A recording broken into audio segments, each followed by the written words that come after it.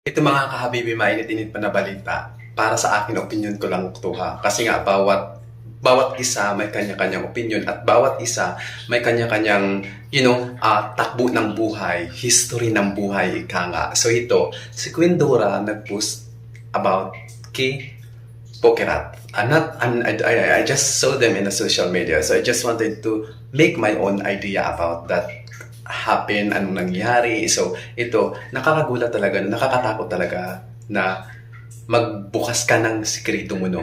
Na inisip mo na kaibigan mo siya, at the end of the day, wala na, sabog na, parang vulkan, parang mayong volcano.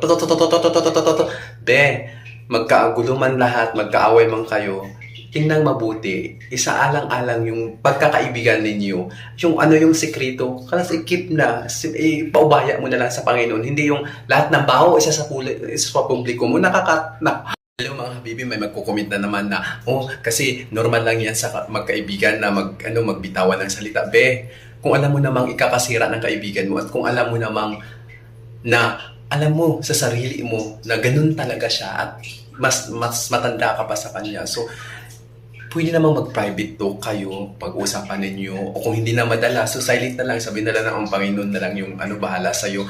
Kumbaga, para walang sakitan, walang samaan ng loob. Kasi iba talaga pag once na nakabitaw ka na ng masasamang salita sa kaibigan mo, syempre dadamdamin din po yan.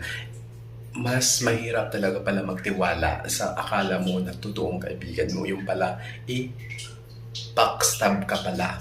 So, di ba? Ang sakit nun. At una sa lahat, kung alam mo namang hindi ka sinisiraan sa social media at bakit mo pa siya di ba? For what? For fame. Alam mo naman, sikat ka na, di ba? So, oh my God.